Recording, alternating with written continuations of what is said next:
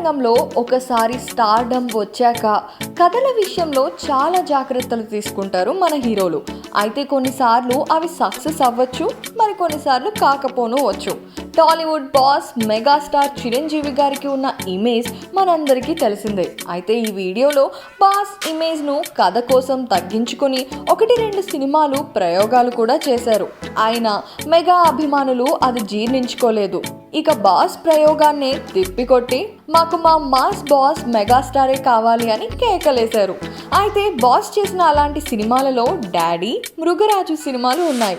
ఇక ఈ 2 సినిమాలు చూడటానికి కథ విషయంలో కూడా కాస్త దగ్గర పోలికలు కలిగి ఉంటాయి. ఇంతకీ ఈ 2 సినిమాలు ఫ్లాప్గా మిగలడానికి కారణాలు ఏమై ఉంటాయో ఈ వీడియోలో చూద్దాం. గుణశేఖర్ దర్శకత్వంలో వచ్చిన సినిమా మృగరాజు.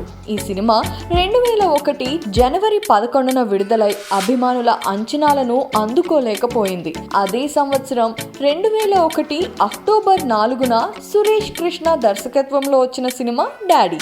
ఈ సినిమా కూడా ప్రేక్షకుల అంచనాలను అందుకోలేకపోయింది.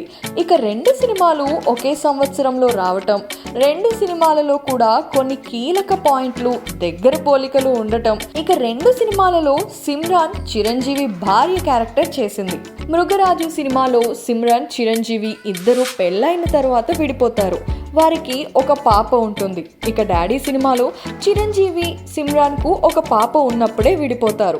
ఇక చిరంజీవి గారికి ఉన్న మాస్ ఇమేజ్ తగ్గించుకొని ఈ 2 సినిమాలలో ఓ సాధారణ వ్యక్తిలా సిమ్రాన్ మెప్పు కోసం ప్రయత్నాలు చేస్తూ ఉంటారు. బహుశా ఈ పాయింటే బాస్ అభిమానులు తీసుకోలేకపోయి ఉంటారు. ఇక 2 సినిమాలలో పాప చుట్టూ ఎమోషన్స్ కూడా ఒకేలా ఉంటాయి.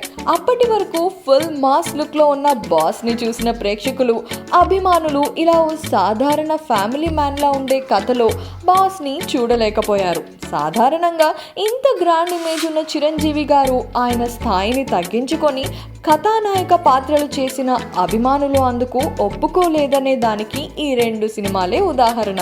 ఇలాంటి కంటెంట్ అండ్ మూవీ అప్డేట్స్ కోసం please subscribe to high box office. Content నచ్చితే లైక్ చేయండి, అలాగే మీ ఫ్రెండ్స్ అండ్ ఫ్యామిలీతో షేర్ చేయండి.